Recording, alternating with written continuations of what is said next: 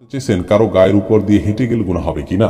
কারো গায়ের উপরে হেঁটে গিয়ে গেলে সরাসরি কোনো গুনাহ হবে না, কারণ কোরআন হাদিসে এরকম কিছু নিষেধ করা হয়নি। কিন্তু যে কোনো মানুষের প্রতি সম্মান প্রদর্শন করা উচিত। কারো অসম্মান হয়, সম্মানহানি হয়, কারোর প্রতি অপমান প্রদর্শন হয়, এমন কোনো কাজ করা উচিত নয়।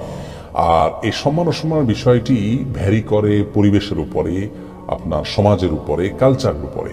যদি কোনো অঞ্চলে কোনো ব্যক্তির পায়ের উপর দিয়ে, শরীরের উপর দিয়ে, পাও দিয়ে চলে যাওয়া এটাকে যদি দূষণীয় মনে করা হয়, তাহলে সেটাকে অ্যাভয়েড করা উচিত। কারণ এই বিষয়গুলো অসম্মান প্রদর্শন করাটা এটা কালচারের উপর নির্ভর করে। এরাবিনদের কাছে এটা কোনো কালচার, মানে এটা কোনো অসম্মানের বিষয় নয়, এটা তাদের প্রতিষ্ঠিত কালচার, যার কারণে কারোর গায়ে যদি পাও লাগে সেটাকেও তারা দোষণীয় মনে করে না। কিন্তু আমাদের সেটা দোষণীয়, এই দিক থেকে আমাদের সে অ্যাভয়েড করা উচিত। কিন্তু এটা কি হারাম বা নাজায়েজ বা এটা করলে কোনো গুনাহ হবে এমনটি মনে করার কোনো কারণে, আর বিশেষ করে একান্ত কাছের লোকদের গায়ের উপর দিভাবে গেলে কেউই দোষণীয় মনে করেন না, সেদিক থেকে কোনো অসুবিধা নেই।